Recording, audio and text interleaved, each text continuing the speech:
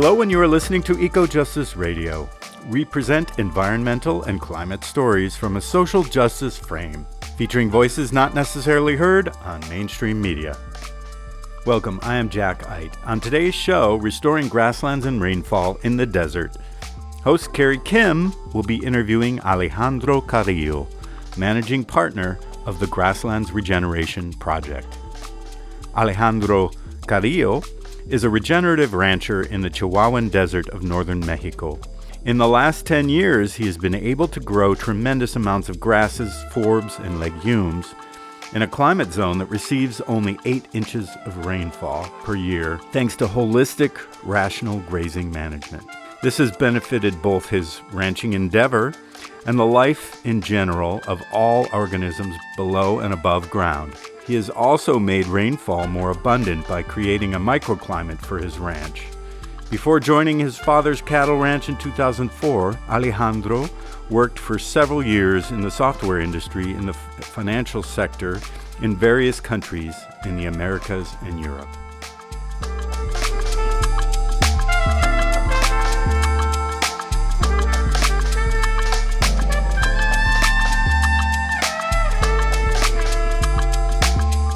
Aloha, this is Carrie Kim.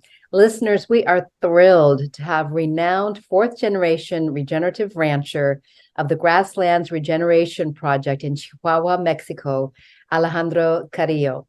He joins us today to talk about regenerative ranching and collaborating with nature to restore deserts to grasslands. Our show originates from the ancestral lands of the Tongva and all of their relatives. And we thank the Tongva ancestors for their enduring presence, legacy, stewardship, and continued connection to this area for these millennia.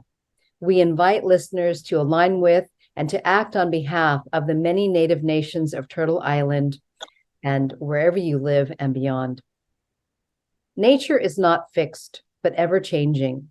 Some of the world's best-known deserts were once fertile grasslands and forests, including the Sahara, the Mojave, the Kalahari, and Gobi deserts.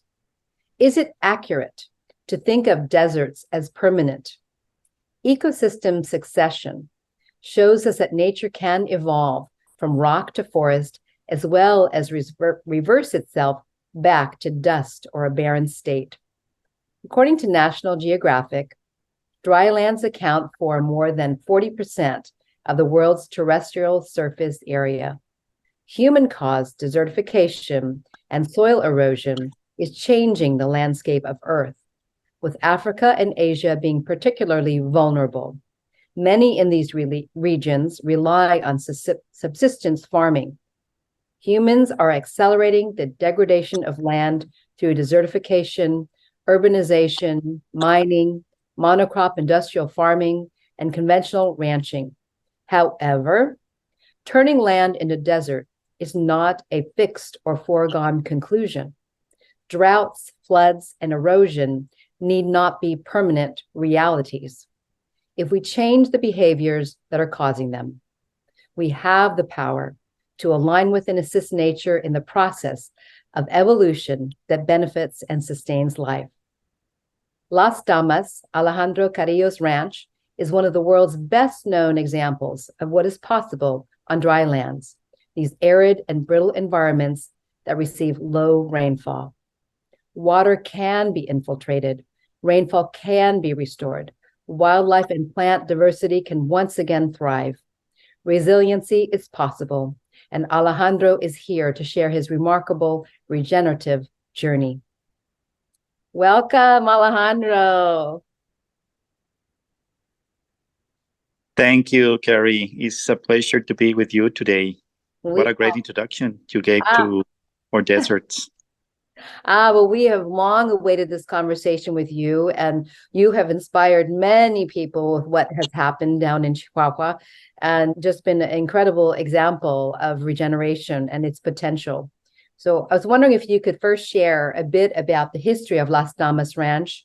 I understand it was once a sacred area for the, I'm not sure, Chiricahua, you could pronounce it correctly for me, Apaches. Yeah, that's right. The history that we have on this place is goes back, at least the written history goes back when the Spaniards came here, like probably early mid 1500s, and they find a lot of actually native people living in these lands. One of them were the Chiricahua Apaches. Victorio, Geronimo, all of them were living in this land. But I think what we are seeing today is really completely different from those times, because even on the writings of the Spanish priests, they said that there were only tall grasses.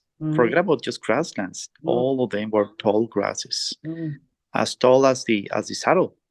Wow! So there were really a place with plenty of water springs. You can actually still see the springs on the old road maps, because if you actually see at those maps, the old roads, remember that they were pulled by bulls or mules, and they have to have water at certain points.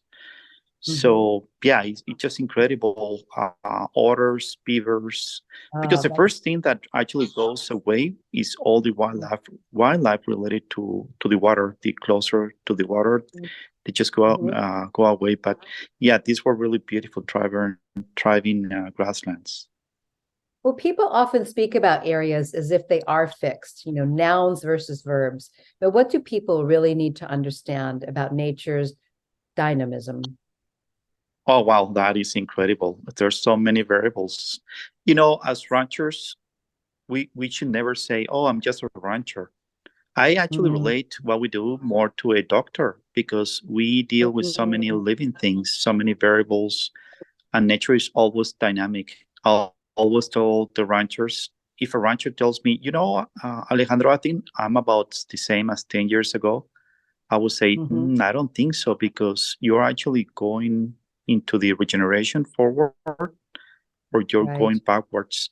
So yeah, but nature is really very novel. I mean, as long as we try to mimic exactly how things are done in nature, it will reward us with a lot of abundance. Isn't the key is adaptability, instead of doing the same thing over and over again, expecting that works every time? Yeah, going back to a little bit of the history, these lands where we are ranching nowadays in Chihuahua, Mexico, obviously it goes south of Chihuahua and all the way to Canada. There were plenty of wildlife, bison and antelope and elk and all that.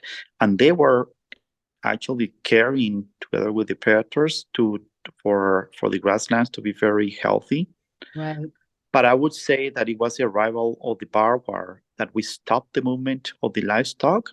And then it was something that it was easy to do, but not necessarily the most convenient, because when you stop the movement of the of the livestock or wildlife, then they're going to start overgrazing and degrading the places. Right. And when would you say that actually became a big problem there? Was it like the late 1800s or the mid 1800s? When would you say that really magnified? No, I would say that because there were very few fences. The old fences here in the state of Chihuahua were like rock structures. There were the very few fences. So the ranchers used to move their cattle in different areas. It was the arrival of the barbed wire, the fence, that on the early 1900s actually stopped the movement. And then it was easier for us to say, oh, I place here 100 cows and or 50 cows there, and so on. And then we start blaming the lack of rain and other things, but we really never understood that we have to mimic nature. Right, that free movement, right? Instead of being on these square plots and delineating them and this fixed place like a prison, really. Yeah, it was too detrimental of the diversity, which is what we're looking for. Because, most ranchers nowadays, they work for, let's say, 10, 20 different grasses. When you go back to those times, we were talking about 200 different grasses, 200 different forbs. That was impressive, the diversity, not only of the animals, but also the plants that we used to have. Well, I don't know what amount of species you began with as you were regenerating the lands there, but I know you have numerous species there now. Yes, we've been working with the bird organizations from the US and some others from Mexico, like the Bird Conservancy of the Rockies, American Bird Conservancy, Audubon, because they are trying to protect the grasslands. We have these migratory birds coming from southern Canada and northern US, and they actually overwinter in our land. So they are the ones who are actually doing the transects every year, like all the evaluation of the birds and the grasses. And when we started working at the ranch, probably we didn't go more than 10 different grasses. And there were very few dominant grasses. The last count that the bird guys did 2 years ago, we're already approaching 100 different grasses. Wow, that's amazing. And it just keeps going from there, right? I mean, who knows what's possible? Oh, yeah. We're actually trying to get those 200 different grasses. That will be amazing. And we're seeing very tall grass, like almost impossible to believe that in a desert like ours or semi-desert, you can grow with 6 inches of rain, you can grow like 7 feet tall grasses. Wow. So that's pretty amazing. That is amazing. But how long of a process was that to actually restore the roots ability of the grasses to penetrate that deeply? Because I'm sure you started out with probably heavily compacted land, right? Yes. Oh, very, very compacted. You know, sometimes you feel that when you're putting a post for the cattle, you're hitting a rock. But no, it's the soil. Oh my God. That's what we always say, is that the major limitation in grass productivity is not actually water, it's air in the soil. And that's why it's so important to have green grasses, even though they may not be like beautiful, tall green grasses in winter or during the dry season. But the grasses have to have something green on it in order for us to keep doing the photosynthesis, feeding the microbiology, which at the end is the one that is going to create this porous air in the soil that will allow us to infiltrate more water. Yeah, I think people don't understand that there's even air in soil a lot of the times, ironically. So yeah, and it's not really that complicated, because when you grab good soil, it should be light and smell like earthy smell. On compacted soils is like a very heavy, like to make adobes, and then it has no odor or oxidized smell. So yeah, it's very different. And how we do that, we actually bring the biology, the life into the soil through the biology of the livestock. Why I don't really mention only cows, because we also realize on the last few years that multi-species is way better than just one grazing animal. Right. Because we're trying to fix a lot of land with just cows, but now we're using donkeys, we're using sheep, we're using horses. Now, just think about all the horses, like the Mustangs, the wild horses, and the feral donkeys that we have in the US. If we could actually put them in good use, they will actually help us regenerate a lot of land, instead of just saying, oh, what should we do with these horses just running without control and actually degrading the land, you know? And it's not particular to the US, because yeah, I was a month ago in Australia. I did the same problem. I mean, feral horses, feral cattle, feral donkeys, and they're considered pests, like a pest, but I think they can help us big time. Yeah, they're essential. Amazing. I love that you have herds of wild horses where you are.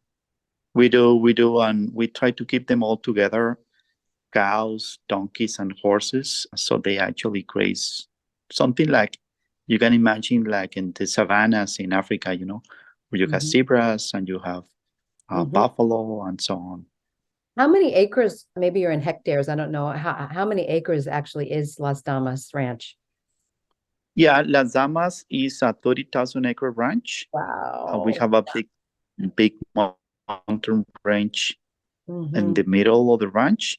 So actually, I would say that grazable, they may be probably 22,000. But yeah, the total acreage is 30,000 Wow. acres, right?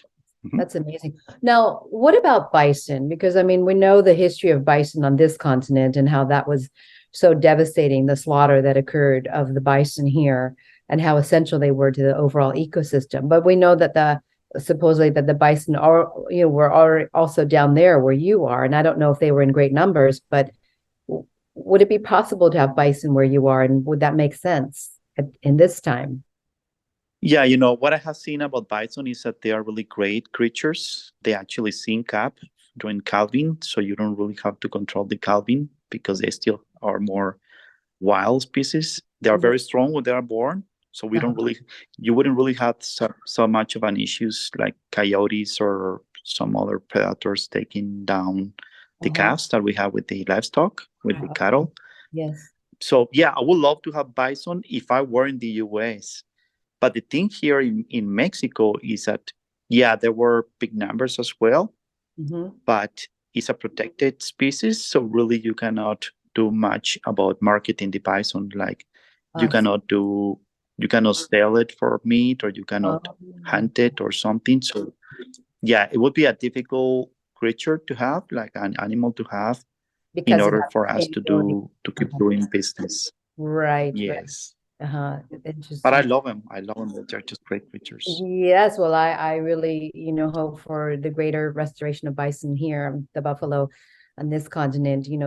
I know you worked in other countries in the financial sector of the software industry, but what was it that pulled you back to the ranch in 2004? And then what led you actually to regeneration in 2006? The thing is that when I was a kid, actually, I came from a ranching family, but fortunately, my granddad lost the original ranch. So my dad bought this ranch where we are right now, Las Damas. And I used to go to with my dad for hunting or ranching. I mean, like roundups and branding. Right. So since I was a kid, so I think that was very important for me to love ranching and the land, the soil. So in the meantime, I took another sport, which was IT. And then when my dad turned 70, I was working in Miami, and he talked to me if I wanted to go back to ranch. And here we are, back in 2004.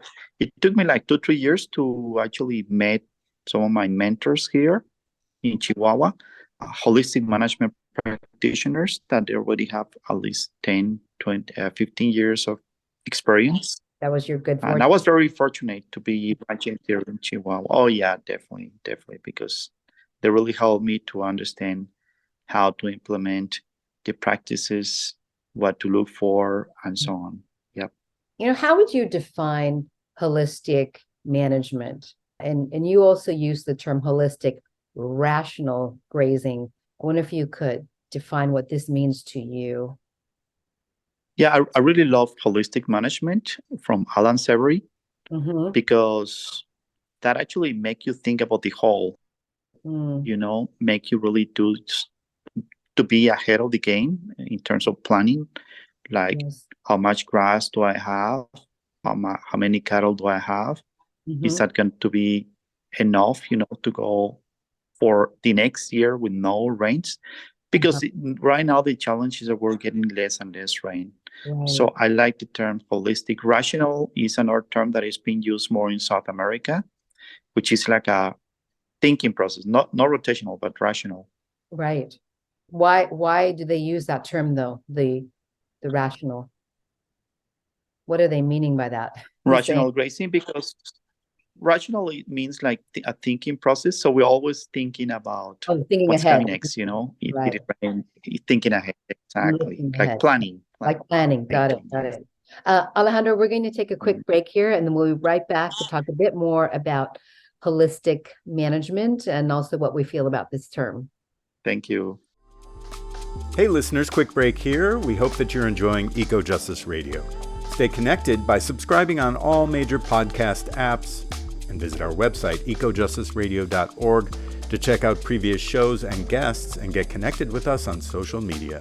For an extended version of this interview, as well as other benefits, we encourage you to become a member of our Patreon. Today you are listening to Restoring Grasslands and Rainfall in the Desert, with host Carrie Kim and guest Alejandro Carrillo, managing partner of the Grasslands Regeneration Project in the Chihuahuan Desert of northern Mexico.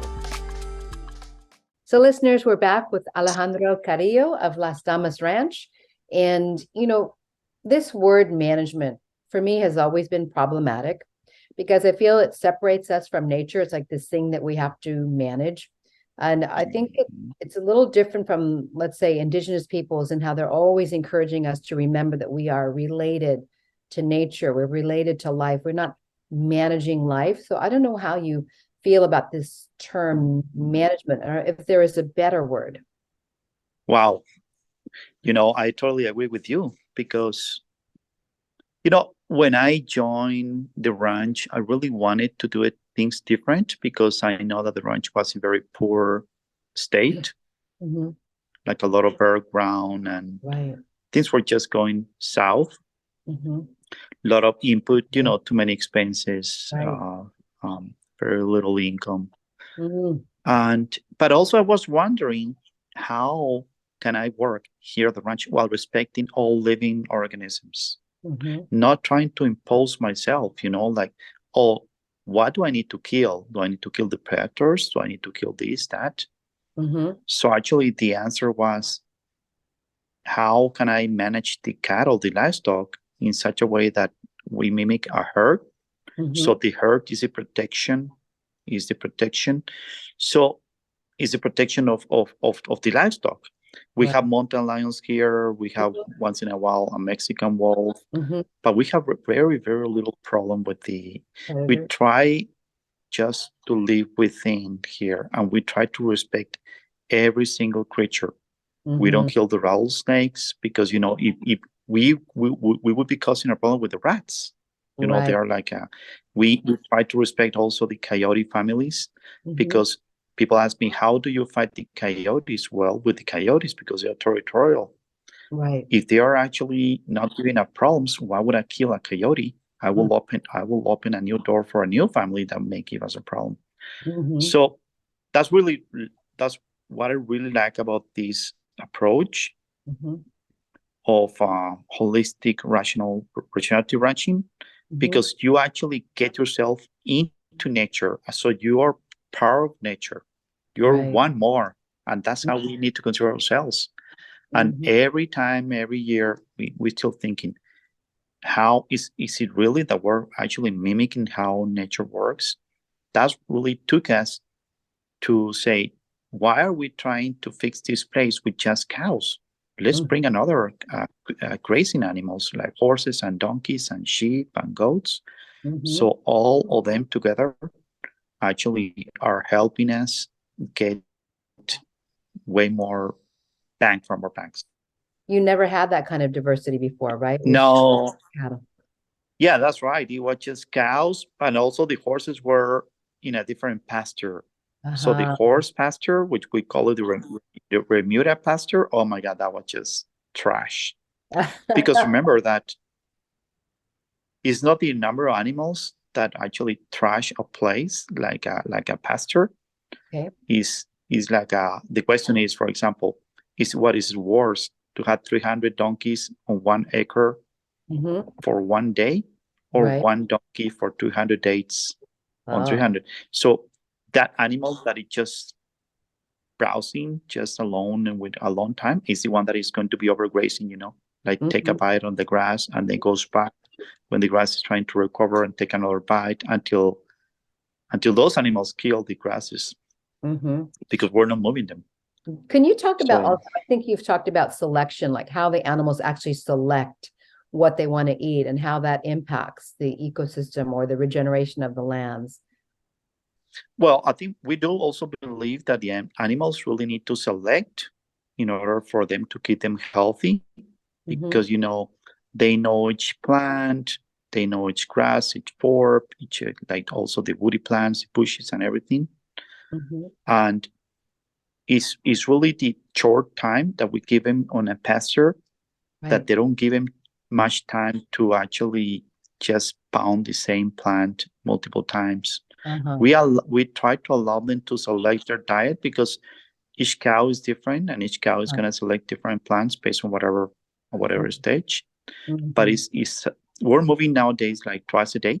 So that way that the cows really need to be aggressive grazers. Otherwise, another cow will actually get ahead of her. So they know that, right? They learned that. And then also, instead of forcing the cows to actually get a more even grazing, like all the leaves and the stems, then we allow the cows to eat more the leaves, and then our donkeys are the ones that really finish the work, because the donkeys can take a very low quality stems and woody and bark and crazy things. Yeah, paper. No.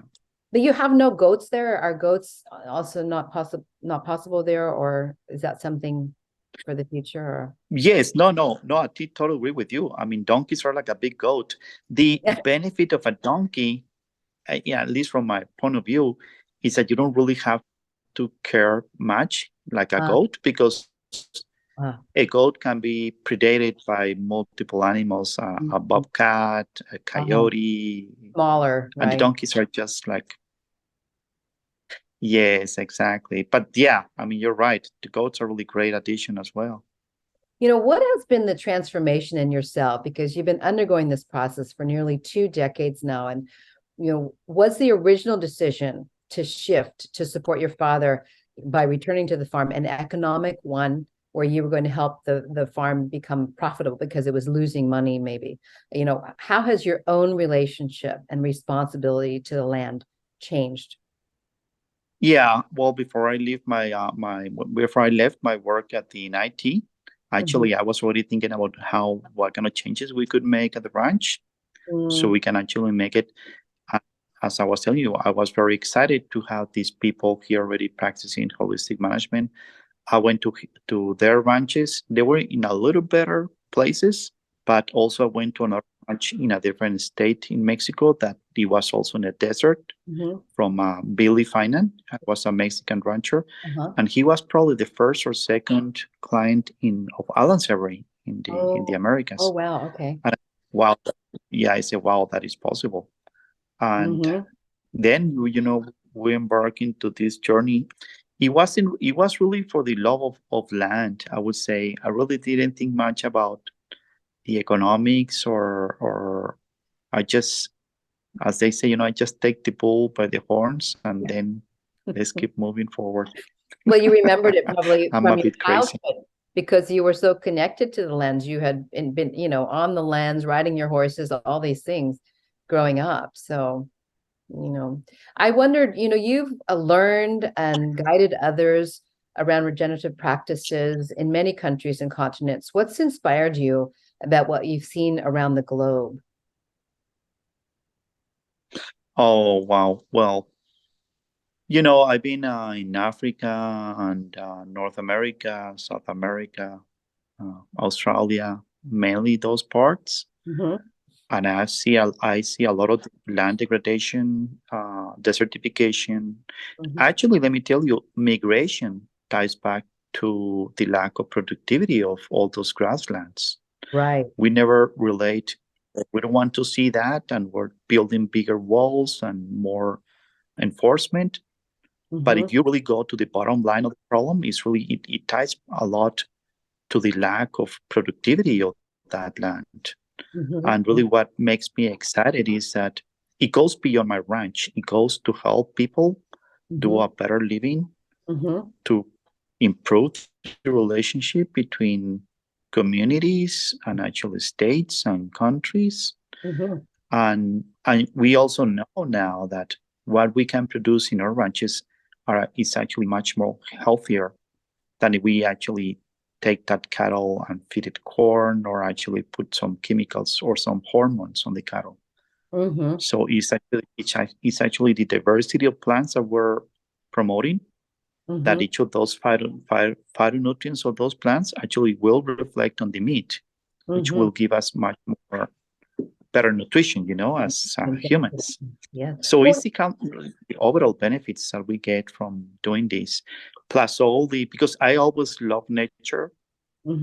So plus all the benefits, like right now the ranch we're seeing a bunch of migratory birds, golden eagles. The Oh deer my. population just went up. Everything, all tortoise. I mean, it's just so beautiful. Have the beavers come back and the otters? Oh no, we're still working on that. Right, Yeah, but that's a real they're a bit sign, right? far. You know, I think yeah, I think that's one of the challenges is that we are like an island of grass in the middle of the desert. So yeah, for birds it's easier, but I think for a creature that depends on water, I don't Mhm. know. I think eventually I'm Yeah. hoping. Have you seen springs come back? You know, springs that had dried up? Not yet. Not yet, but it's still a process, right? It's Not yet. never say never. Yes, yes. No, that is the expectation. That is the expectation to have it. I think You know that's what? But I have, yeah, yeah, I have seen like if we go to the more micro level, not the microbiology, but for right. example, dung beetles on termites. Young, Dung uh-huh. beetles on termites really help us finish the work Mm, because if we have some treasure coming out of the livestock, uh-huh. is the cow pie, Right. is the manure. But Mm-hmm. if you just go and use, let's say, ivermectin or purons on your cattle, Right. and then that cow pie, that manure is just gonna be there and oxidize, and you don't really get the full benefit. Mm-hmm. When you don't apply chemicals to your cattle, and then Mm-hmm. you have that cow pie work by the dung beetles, and then after that, you actually get the termites to finish the work. Oh Mm-hmm. my God, all that manure just integrated into the soil. It's so That's beautiful. amazing. So So, you're up. so they work on it just the way like worms would work on a compost pile. Exactly. The things that the earthworms do actually need a higher degree of moisture and organic matter. Uh-huh. And in the deserts Right. or semi-deserts, we actually rely more on dung beetles and termites, but we also need to fix the water cycle through establishing more grasslands. Mm-hmm. Because I see grasses as a really good way to regulate the temperatures, Mm-hmm. but also to fix the water cycle. And when we say fix the water cycle, we're talking about the affected rainfall. Uh-huh. So we ask the ranchers, don't tell me how much rain you get. Tell me how much rain you keep in the soil, Ah, how uh-huh. much rain you can infiltrate. Mm. So it's really very difficult to talk about rainfall versus effective rainfall. So I think there was a study here in Chihuahua that we're only getting about 40% of the water infiltrated. Think about it. Wow. If I'm in a 10-inch precipitation, then effectively most ranchers are only getting 4. That's And why we are in this constant drought, like, oh my God, it's drought after drought after drought. well, how have you seen the range change? Because you've created your own little microclimate there with how you've regenerated the lands there. So what have you seen change as far as your own small water cycle there where you are? Yeah, one of the things that we have noticed is, for example, temperatures. We Mm-hmm. are in summer about 4 degrees lower than neighboring ranches. Mm-hmm. And also we have seen between 10 and 20% additional rainfall, Wow. mostly at the center of the ranch. I Uh-huh. mean, on the edges of the ranch, yeah, we see, but not as much increase. Right. It seems like, the heart of the ranch is actually getting that extra rain, which is That's helping a lot. It's not only that we are improving the effective rainfall, but we're also getting this extra rain, which is mm-hmm. beautiful for us. That's amazing. Well, have many of the local ranchers, witnessed what you've been doing and have changed? I mean, are there more people, more farmers, ranchers turning to regenerative because of what they've seen you do? Yes, yeah, definitely. I mean, I'm actually not the only one doing really Right. these kind of things here in the state of Chihuahua. Uh-huh. Is my mentors, and also the second way that, like 15 years, like let's say 12 years ago, we were the second wave, and then you have new waves of ranchers, younger ranchers doing this. So Mm-hmm. it's becoming more like No, this is seen, this is cool to do it, right. and This then is becoming younger the people way, come right? to the ranch, see it. Mm-hmm. Exactly. I think for state of Chihuahua, it's actually spreading the word, in other states in Mexico. And a few of my friends also are helping some ranchers in the US and other parts. Mm-hmm. So it's always really good to have these strong references so ranchers can see it, because remember, ranchers are very practical. You can talk for hours or give a presentation, but it is really until they see it that they say, wow, this is really cool. It works. And when they learn the bottom line too, that they don't have to be in this stress, we know that farmer suicides, all these things, because they're so leveraged and they are in so much debt, and it's like never ending. So they see that as kind of a way out to become independent and to really be empowered again instead of dependent. Yes. Yes, because if you see one of our major issues on the ranching industry is actually the cost of inputs. Right. I mean, last year, this year we got a good, nice increase on the price of livestock. But usually you see like the inputs are always higher than the increase of prices of livestock. So actually our goal is to rely on what you have in your ranch. I mean, if we can actually extend the green season of the grasses, then that means that we will have to bring less inputs, because having green grasses year round, even in North Dakota with Cape Brown, or here in the Chihuahuan Desert in Mexico, we can have green grasses year round. I'm not saying that tall green grasses, but some green. So is that actually a little bit of green that not only feeding the microbiology, but is feeding our livestock, so we don't have to buy anything from the outside. So we want the ranchers to be profitable, so that way they are going to be able to sustain the ranching and the tradition and so many benefits, that are bringing from this approach. What were some of the hurdles you overcame as the ranch became regenerative? Yeah, it's what we call the misery years, because let's say that I start working on this, right? And then I'm just beginning. Yes. And it's always really, really important to have a mentor. So the mentor really gonna make your life way, way much easier, because we need to understand that nobody can do it alone. I mean, we need the community. We need that network of ranchers that really gonna support you, because we have the need to communicate, to actually get help from someone else and so on. So it's really that help and to go through those misery years, because remember, when you start with this, it's because you have a problem. I mean, people that are actually doing great, like a lot of rainfall, a lot of grass, they are really not interested in improving. It's us who are against the wall, right on the brim of this, on the edge, out of desperation, that we're looking for help, because how are we going to get how are we going to but because your ranch is just going down, and you say, oh yeah, I want to become a regenerative rancher. Yeah, but the ranch is still going down. Yeah. So that is what we call the misery years, because you have to actually hold the ground on those years, because there's a better, brighter future waiting for you. It's just you need to keep discipline, keep working, and it'll come. It's just I know, as you know, Carrie. Yes. Nowadays we want things now, not yesterday, or maybe yesterday, but now. With nature's times are different than our times, so we really need to be patient and not trying to get shortcuts. Yeah, the patience, right, is key. I know. Alejandro, we're going to take another break right here, and we'll be back with you to talk a little bit more about the sacred cow. Sure. Thank you. Hey listeners, quick break here. We hope that you're enjoying Eco Justice Radio.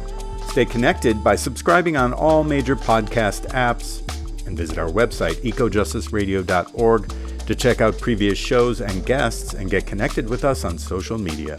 For an extended version of this interview, as well as other benefits, we encourage you to become a member of our Patreon. Today you are listening to Restoring Grasslands and Rainfall in the Desert, with host Carrie Kim and guest Alejandro Carrillo, managing partner of the Grasslands Regeneration Project in the Chihuahuan Desert of northern Mexico. Listeners, we're once again back with Alejandro Carrillo of Las Damas Ranch. Alejandro, on your site, you have posted a little clip from Sacred Cow, which is a movie that makes a case for the nutritional, environmental, and ethical case for better meat. Could you elaborate on this? What do people really need to understand about regenerative ranching versus what happens on conventional feedlots or CAFOs? Because people often collapse the two, and animals, particularly the cow, often get maligned or blamed in the process for contributing to degradation of the ecosystem or climate change and methane gas, and on it goes. And a lot of that we know is false. What would you like to say about that? On that regard, I think it's a bit difficult to take positions because, we cannot change the whole industry like in a few years. Mm-hmm. I think from the ranchers' point of view, because, there are some ranchers that really love the production side and they don't really want to go all the way through the direct marketing of the grass-fed beef. Uh-huh. And it's really us on our side on the production that we really need to do a better job on mimicking nature, on this rational, holistic, regenerative ranching, so we can do a good job on improving our landscape, on protecting the wildlife, on actually growing more grass, on infiltrating more water, and all the benefits that we get, sequestering more carbon. Because, also the carbon market is really strong right now. It's just growing really big because that's another benefit that we provide. All the ecosystem services, as we call, the water, the temperatures, the carbon, and all the things that we are now feeling. Even if we live in the city, we're feeling that this year we broke records. Even we see on the news all the flooding, all the lack of water in many cities. Mm-hmm. I think agriculture actually takes the whole big part on the equation, and we need to educate and we need to implement and so on. Now, a lot of ranchers here where I am, they still ended up selling the cows to the feedlot because we don't really have the market for the market is gonna keep developing. Right. Some people think, if you don't use the feedlots, then you will not be able to feed all that protein to the cities. That's far from true, from being really truth, because we're so low in numbers right now that if we do a good job, most ranchers can go 10 times more cattle on a sustainable, regenerative way. That is the most incredible thing. Because if you go and actually, because we have so little grass right now, and the grasses that we have, for example, the whole Southwest, and actually I can actually get bigger than that. The whole Western US, which I've been traveling extensively on that Western US and many states. A lot of grasses are in a very poor shape. And because, we got into this vicious cycle as ranchers that, so we infiltrate less water, we get less rain, we destock, we sell cattle, we have fewer numbers and fewer numbers, until you get to a point that you have so few cattle that even if you do it right to regenerate, you don't have enough cattle. And then what happened is that for many years, we blamed the overgrazing for being the big problem. Well, right now it changed to be the undergrazing or overgrazing the grasses. A lot of the grasses that I see on the Western US, obviously northern Mexico, they are dying because of the lack of grazing. Because we need to keep in mind that the grasses evolve with the grazers, and they need to be grazed at some point, otherwise they're going to get oxidized. If you go through Arizona, New Mexico, some parts of Colorado, and some Utah, you see that lots of the grasses are dying because of the lack of grazing. They're not dying anymore because of overgrazing. So, going back to your question, we still depend on the feedlots. I'm sure, I know the feedlots are not the most convenient things, and probably people relate that cattle that was on the feedlot to just pretty bad situation. Yes. But if we ranchers do a good job, then we will provide a lot of benefits, even if that rancher decide not to direct market, because probably market is not there. The consumers really need to realize that what we do at the ranch is so good for everything that they may be looking more for that grass-fed meat. Consumers need to make better choices, and also to trace back to know that if you're eating conventional meat, you're also, supporting monocrop industrial farming of corn and soy, right? It's all connected. Yes. It's all connected. Exactly. Which, I'm thinking that maybe at some point the feedlots will start also using these multi-diverse regenerative crops. Hopefully that we will, as producers, be better and better and better, so the damage is less and less and less on the environment and on the whole ecosystem services. Well, what are your thoughts? This may be the good time to segue to what your thoughts might be regarding the promotion of plant-based diets, veganism, and the future of animals on farms. Yeah, well, I think each of us is different, on how we eat actually should be related to our health. I think what we need to realize is regardless of our choices, of whether you want to be plant-based or vegetarian or carnivore or omnivore, we need to support all these regenerative practices. I think that's the bottom line. Because let me give you an example. We've been in farms that are organic farms, but the soils are completely compacted. I think we need to go beyond organic and say, I want to buy regen organic products. Right. The same for meat, because it all ties back. See, for example, I understand organics do not include any chemicals, but we need to actually expect more from that. We need to say, okay, yeah, I know that it's organic, but also I know that the soil is better. And because everything comes from the soil, all that symbiosis between the plant and the microorganisms. Exactly. Where are all these tertiary components, where all these micronutrients that we as humans, we need to work properly? Well, it seems like after a while, these standards are developed, and after a while the standards get co-opted, and then they get diluted to that they become kind of meaningless. And we know that's happened with organic, which is why we need the label of regenerative now, because it needs to keep changing levels, because things get kind of corrupted a bit. As we know, like you said, organic, you can have a poor soils and still be labeled organic, but the consumer doesn't necessarily know that there's any difference. No, I know. It's just, I understand your point about the labels and all that stuff. I think we as consumers need to get more educated, more involved into where our food is coming from. And, some people actually at times ask me, so how do I know if my farmer or rancher is doing a good job? If you actually have the opportunity to visit a farmer ranch, I would say use all your senses. Does it look nice? Does it smell good? Do you see butterflies? Do you see bees? Do you see life? Do the grasses actually in a grassland, do they taste more better? Can you walk on the land? Are the soil temps okay? Is all that very simple things that we have as part of us, all our senses, that would tell us, oh, this is a good environment to grow food, because it has life on it. Exactly. Well, Alejandro, now, of course, we need to discuss the biotech push behind cultivated, cultured, lab-grown meat, which use cell lines, stem cell technology, tissue engineering to essentially grow meat in a lab.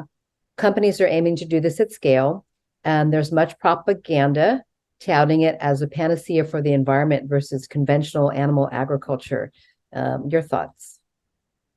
Yeah, I think we need to better understand, again, nature, how nature works. For me, I have really a lot of respect about nature because it's very complicated. Every time we try to to outsmart nature and to say, oh no, we can do it better than nature. I don't think so. Mhm. So I better prefer, for us to mimic nature, to work with nature, and Mhm. nature will provide. I mean, nature is so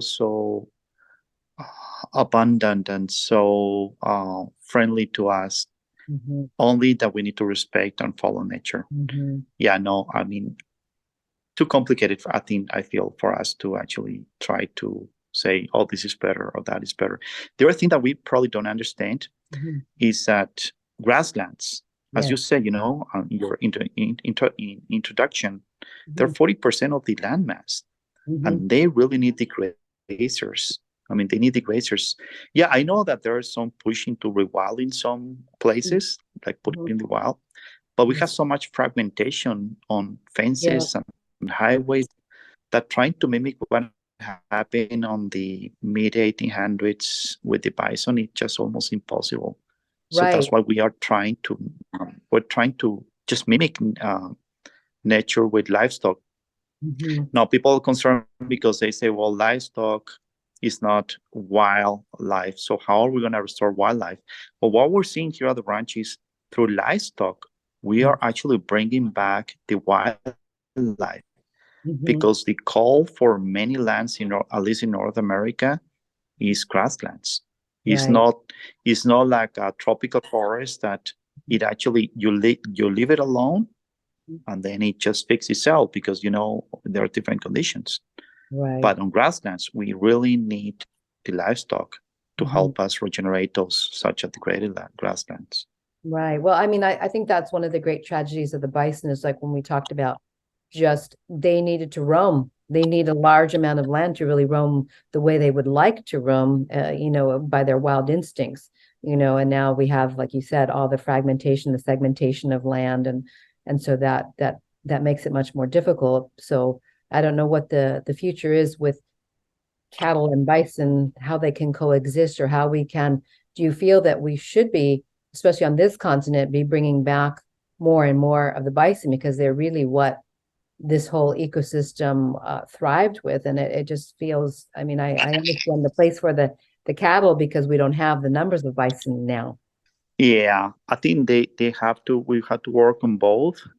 We've been working with some ranches that they have bison, and just by putting the bison, I mean, and I'm talking about big ranches in the US with bison, Mhm. and just by you putting the bison, and there's really not it's not gonna be something magic happening. Right. So, for example, those ranchers are actually using electric fence with bison, and they're doing much better with that.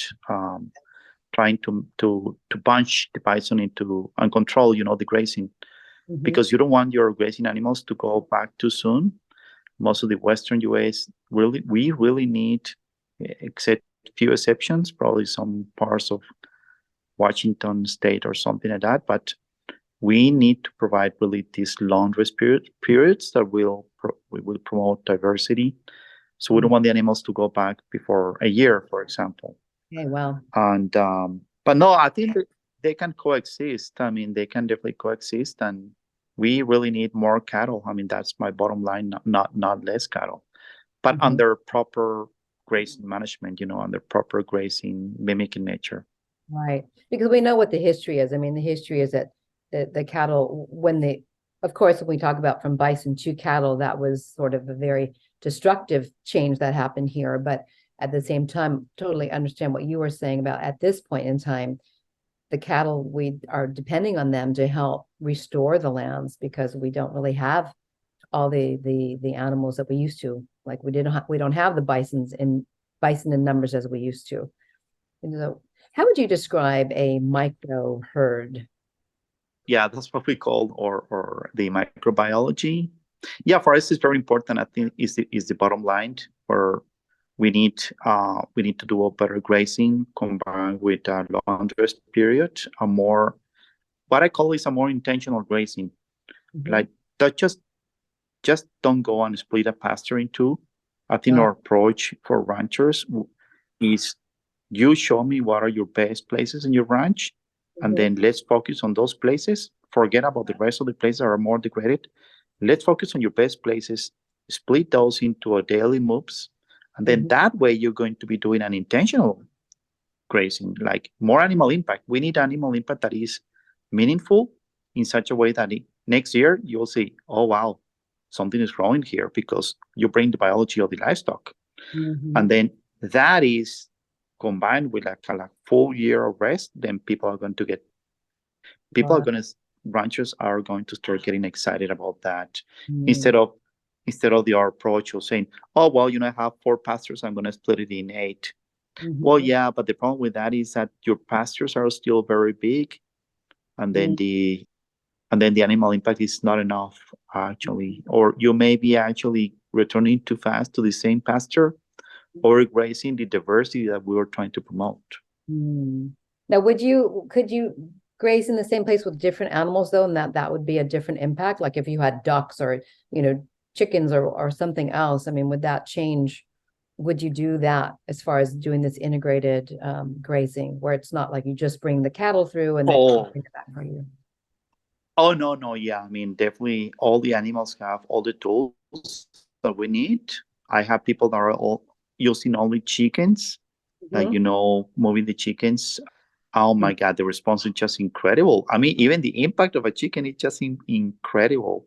So chickens and goats and sheep, and I have seen all different species just doing a tremendous impact on the land. So yeah, there's really no limitation.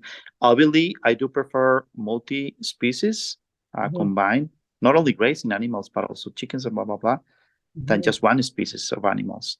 Because, we go back to, is it nature trying to do the whole thing just with one species? No, it's doing multi-species. So unnatural. In this era of human-caused desertification, what do you want people to know about drought? Yeah, well, I think we're causing our own droughts, but it's not that we were like the first ones, You're talking about since the Sahara, when we were pretty much farming the traditional way for so many years, tilling the land, and then not understanding how nature works. That is kind of the bottom line. And I think nowadays we have the great opportunity to actually to have the knowledge, to have the understanding, do things much better for the ranchers, for the farmers, for the consumers, and for the overall well-being of all living creatures, including us. Yes.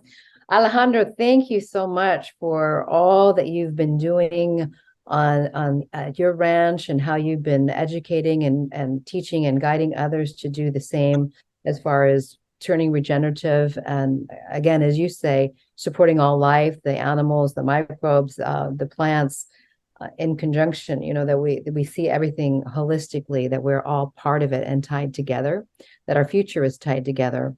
How could listeners be connected with you? And I know you consult people on this. How can they reach you? Yeah, they can find me under my name in Facebook and LinkedIn, and also on the website Grasslands Regeneration Project, and also in Instagram under the ranch name Las Damas.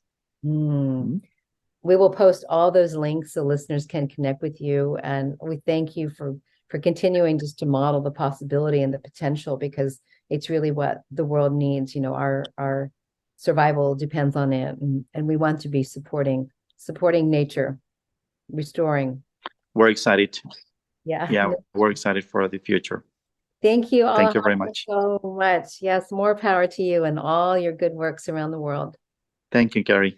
Thanks for having me. Thank you to our guest, Alejandro Carrillo, and thank you to our listeners for joining us.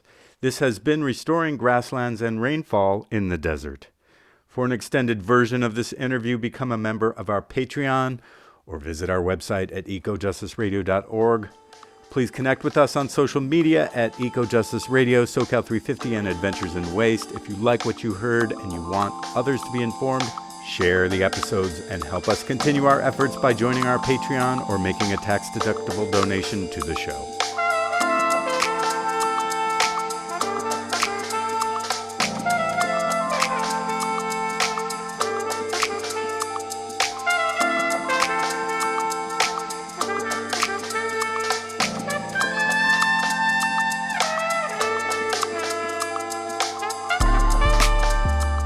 project of SoCal 350. The show can be found on KPFK, KPFT, all major podcast apps, and at ecojusticeradio.org. Executive producer, myself, Jack Ite. Producer and co-host, Jessica Aldridge. Co-host, Carrie Kim. And engineer and original music by Blake Quake Beats. And until next time, remember, the power is yours.